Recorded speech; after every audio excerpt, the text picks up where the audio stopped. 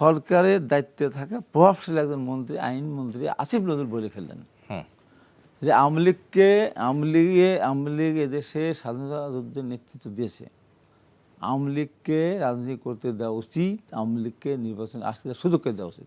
এটা কে বলছে? আসিফ নজরুল। আমার মনে হয় যে আমি বললাম, আমি অজানি কোনো কথা বলি না তো।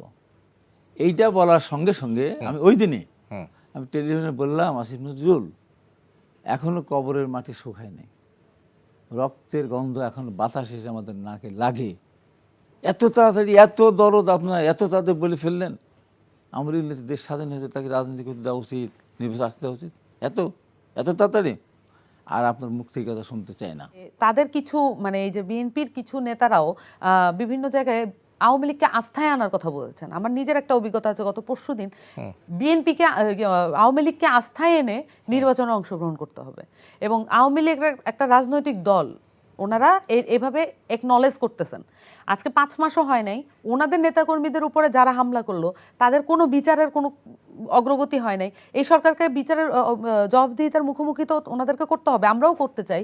আমরা তো কন্টিনিউয়াসলি বলছি যে অভ্যুত্থানের মধ্যে যে গণহত্যা চালানো হয়েছে প্রত্যেকটা সিঙ্গেল পার্সনকে বিচারের আওতায় আনতে হবে, তা না হলে আমাদের সংস্কার এবং আমরা যা যা চেষ্টা করছি, যা যা অর্জন করছি সবই বৃথা। কিন্তু আমরা ওনাদের কাছ থেকে, ওনাদের পিপল মোবিলাইজেশনে এত বড় একটা সক্ষমতা থাকা সত্ত্বেও আমরা দেখছি না ওনার বিচারের কথাটা বলছেন। আমি একটা বিষয় বলছিলাম যে নির্বাচনের ব্যাপারে আমাদের কোনো ধরনের এমন বিষয় নেই যেটাকে বিলম্ব করার কোনো সুযোগ আছে। আমরা পরিষ্কারভাবে বলছি যে এই তরুণ জনগোষ্ঠী যারা অভ্যুত্থান সংগঠিত করেছে তারা গত 4 টার্মে নিজেদের ভোটটা দিতে পারেনি, এবং তাদের একটা অধীর আগ্রহ আছে সামনে যেই নির্বাচন হবে সেটা যথাযথ নির্বাচন যাতে হয়, যাতে ফ্রি অ্যান্ড ফেয়ার ইলেকশন হয়, এবং সেই সাথে যৌক্তিক যে নির্বাচন প্রক্রিয়া সেই নির্বাচন প্রক্রিয়া যাতে অনুসরণ করা হয়। তো সেক্ষেত্রে আমরা বলবো অবশ্যই গণপরিষদ নির্বাচন হচ্ছে এই মুহূর্তে সময়ের দাবি। গণপরিষদ নির্বাচন একমাত্র যৌক্তিক পন্থা। তবে গণপরিষদ নির্বাচনের ক্ষেত্রে যেমন আমরা বলেছি, আমরা আমাদের সংবিধান প্রস্তাবনায় আমরা বলেছি যে গণপরিষদ নির্বাচনের ক্ষেত্রে যারা ইলেক্টেড হবেন তারাই সংবিধান সংস্কার করে তারপরে তারা আইনসভায় রূপান্তরিত হয়ে যাবেন, এরকম একটা পন্থা বলেছি। নানান পন্থা নিয়ে আলাপ হতে পারে, তাতে কোনো সমস্যা নেই, কিন্তু আমরা বলছি যে গণপরিষদ নির্বাচনের ক্ষেত্রে আসলে আর্গুমেন্টের কোনো আমরা দেখছি না যে এখানে অযৌক্তিক কোনো কিছু আমরা বলছি। খুব স্বাভাবিকভাবেই এই দলগুলো, যে রাজনৈতিক দলগুলো মাঠে আছে, দীর্ঘদিন ধরে লড়াই সংগ্রামে আছে, রাজনৈতিক পক্ষ আছে, অনেক সিঙ্গেল মানুষ আছে, একজন মানুষ ব্যক্তিগতভাবে তার অ্যাসপিরেশন তিনি অভ্যুত্থানের মধ্যে দিয়ে প্রকাশ করেছেন। কিন্তু আমরা দেখতে পাচ্ছি যে এই যে গণপরিষদ নির্বাচনের মাধ্যমে আমরা যেটা চাচ্ছি সংবিধান পুনর্লিখন, এই যে সংবিধানের দোহাই দিয়ে এই রাজনৈতিক দলগুলোকে কিন্তু অপ্রেস করা হয়েছে।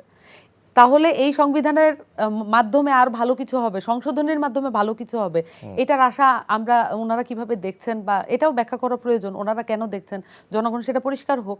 আমরা বলছি যে সংবিধান যদি পুনর্লিখনের মাধ্যমে দুইটা বিষয়, এক হচ্ছে প্রোক্লামেশনকে এটার মধ্যে অ্যাড করতে হবে, দ্বিতীয়ত হচ্ছে এই যে সাংবিধানিক সংকট বলে মানে সংশোধনী করে করে কাটাছেড়ার মাধ্যমে এই সংবিধান দিয়ে আমরা আর সামনের দিনে চলতে পারছি না।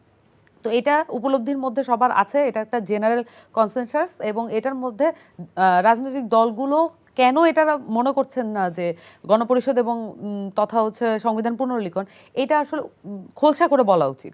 তো আরেকটা বিষয় হচ্ছে যে সংবিধান, আমরা নির্বাচনের ক্ষেত্রে বললাম যে গণপরিষদ নির্বাচন একমাত্র যৌক্তিক পন্থা। আরেকটা বিষয় হচ্ছে যে এই যে এত মানুষের শহীদের মধ্যে দিয়ে, এত বয়সের, ধর্মের, বর্ণের মানুষের শহীদের উপর দিয়ে, লাশের উপর দিয়ে আমাদের যে অর্জনটা, সেই অর্জনের মধ্যে দিয়ে আমরা কি কি চাচ্ছি।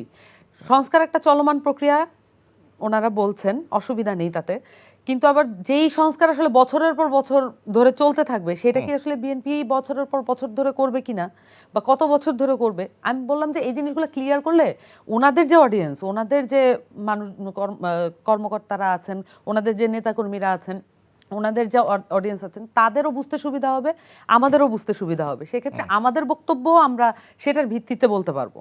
এবং সবকিছু মিলে এই যে শহীদের যে আকাঙ্ক্ষা, সেটার সবচেয়ে প্রাইমারি জায়গাটা ছিল বিচার।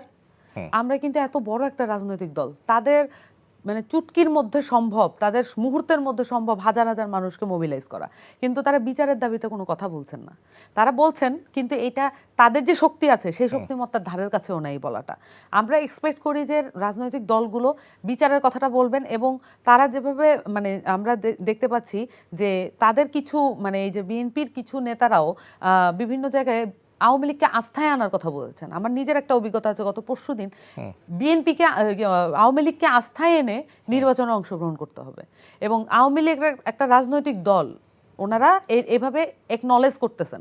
আজকে 5 মাসও হয় নাই, ওনাদের নেতাকর্মীদের উপরে যারা হামলা করলো তাদের কোনো বিচারের কোনো অগ্রগতি হয় নাই। এই সরকারকে বিচারের জবাবদিহিতার মুখোমুখি তো ওনাদেরকে করতে হবে, আমরাও করতে চাই। আমরা তো কন্টিনিউয়াসলি বলছি যে অভ্যুত্থানের মধ্যে যে গণহত্যা চালানো হয়েছে প্রত্যেকটা সিঙ্গেল পার্সনকে বিচারের আওতায় আনতে হবে, তা না হলে আমাদের সংস্কার এবং আমরা যা যা চেষ্টা করছি, যা যা অর্জন করছি সবই বৃথা। কিন্তু আমরা ওনাদের কাছ থেকে, ওনাদের পিপল মোবিলাইজেশনে এত বড় একটা সক্ষমতা থাকা সত্ত্বেও আমরা দেখছি না ওনার বিচারের কথাটা বলছেন।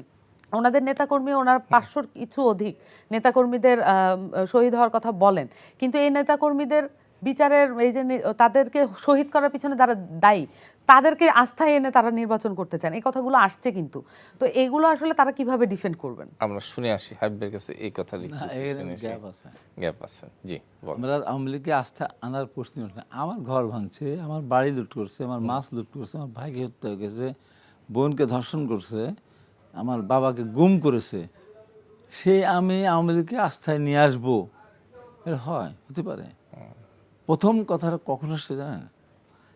আমি এই সরকার পরিবর্তন হওয়ার সঙ্গে সঙ্গে কিন্তু আমি প্রথম বলেছি যে আওয়ামী লীগকে কম করে 15 বছর 3টা টার্ম নির্বাচনে আসতে দেওয়া উচিত না, কারণ 3টা আমরা এই দেশের মানুষকে ভোট দিতে দেয়নি। আমি কথা আপনার প্রথম এটা তো আইন আমি উচ্চারণ করেছি, এবং পাশাপাশি এটা বলেছি আওয়ামী লীগকেও রাজনীতি অন্তত 15 বছর তাদের রাজনীতি করে দেওয়া উচিত হবে না।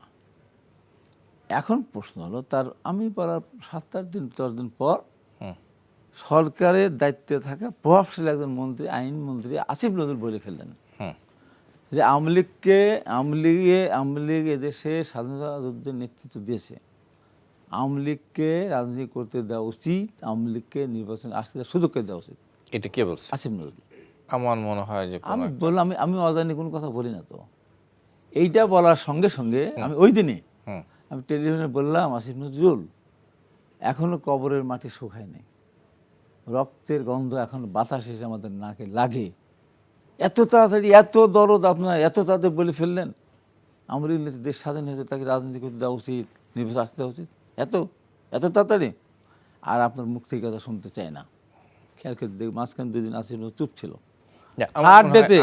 আমি নাম ধরে বলে এখানে আমি বললাম আপনার নজরে না থাকলে আমি বললাম তো, তাহলে ওই কথা কেন বললাম? তাহলে আমি ওই কথা কেন বললাম?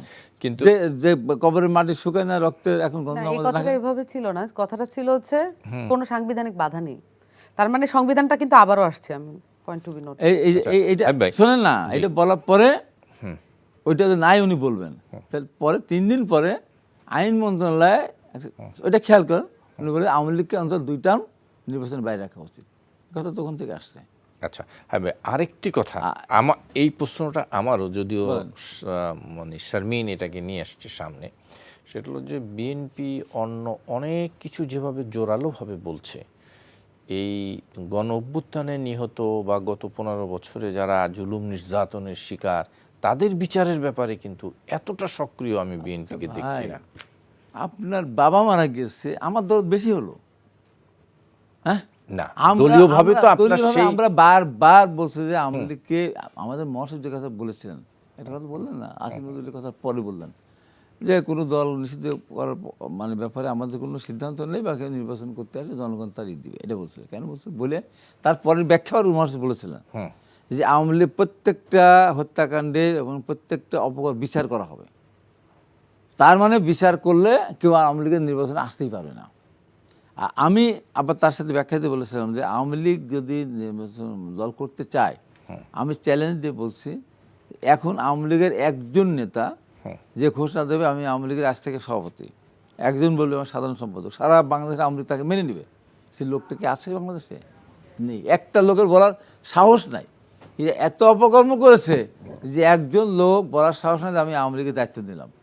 দিলেও নেবে না, যাকে দিয়ে দেবে না তো সে। মহাসচিব কথাটা কায়দা করে ওইটাই বলেছিল যে অটোমেটিক্যালি সেটা নিষিদ্ধ। সেইটার ব্যাপারে বিএনপির মতো দল এখন সরকার নিষিদ্ধ করুক, সরকার নিষিদ্ধ ঘোষণা করুক, কোনটা কেন আওয়ামী লীগকে নিষিদ্ধ ঘোষণা করুক। মানে আপনারাই তো বাধা মানে আমার বাধা না হয়েছে। তো, আমার বাধা না তো, করুক না। আপনারা তো আমাদের চান নাই। আমাদের চাওয়া যায়, আমরা তো অনেক কিছু চাচ্ছি, আমাদের চাওয়াতে কিছু হয় আসে যায়, আমাদের কাছে কোন কথা সরকার জিজ্ঞাসা করে না, ছাত্ররা যখন আওয়ামী লীগ কোনো জিজ্ঞাসা করে? ছাত্ররা যখন আওয়ামী লীগ নিষিদ্ধ করার আমাদের দাবি বলতে না, নিয়ে নিষিদ্ধ করো না। দাবি নিয়ে আপনাদের কাছে গিয়েছিল। আরে বাবারে, আপনারা তো আমাদের কাছে মত তার দেন নাই। আগেই তো আপনার সরকারের পক্ষ থেকে সরকারের প্রভাবশালী একজন উপদেষ্টা এই কথা বলে ফেলেছিলেন। আমার অত মনে থাকে না, কিন্তু না। কিছু কিছু কথা আমার মনে থাকে। নিশ্চয়ই কত মনে করে জিনিস আপনাকে বুঝতে হবে। আমি 90 সালে মাঠে মানে হিরো ছিলাম, আমি যা বলছি তাই হচ্ছে। এখনো হিরো আপনি?